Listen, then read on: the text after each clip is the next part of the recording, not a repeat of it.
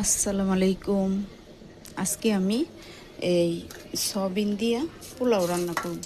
তার জন্য কড়াইটা মধ্যে তেল গরম করতে দিছি। এখন খাল, এলাচ, তেজপাতা দিয়ে দিলাম, সাথে 4টা লং দিয়ে দিলাম।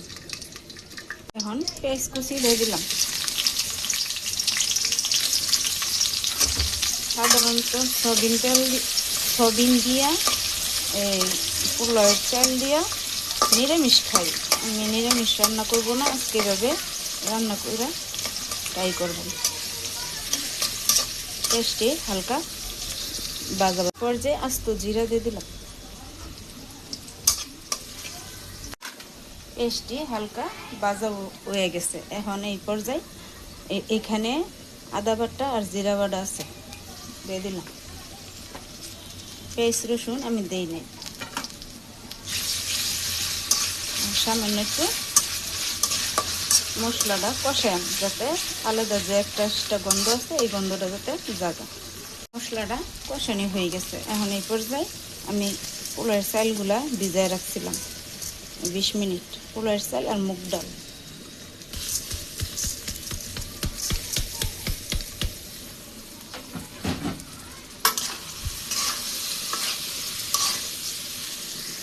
স্বাদ মতো লবণ দিয়ে দিলাম।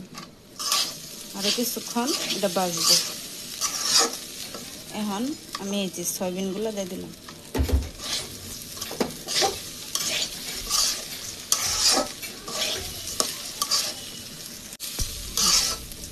আমার পোলাওয়ের চালগুলা ভাজা শেষ। এখন পরিমাণ মতো পানি দিয়ে দিলাম।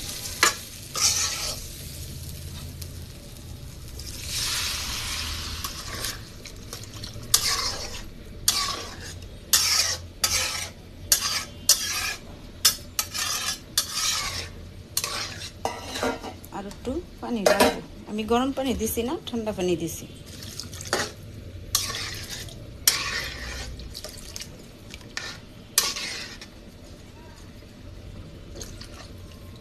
এখন ঢাকনা দিয়ে ঢেকে দিব। এই পর্যায়ে লাড়া দিয়ে দিলাম।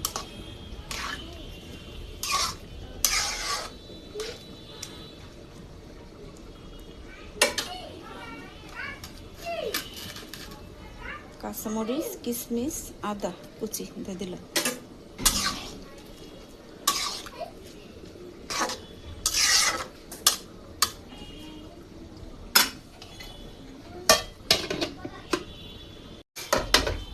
আমার পোলাওটা হয়ে গেছে। এই যে দেখেন,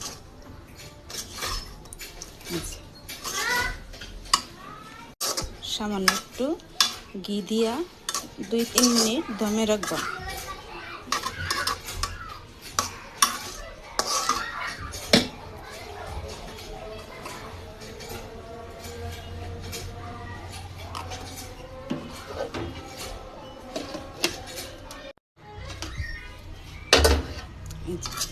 আমার পোলাওটা হয়ে গেছে।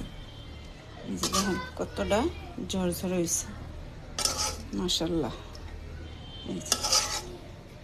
ভিডিওটা দেখার জন্য আপনাদেরকে অসংখ্য ধন্যবাদ। আল্লাহ হাফেজ।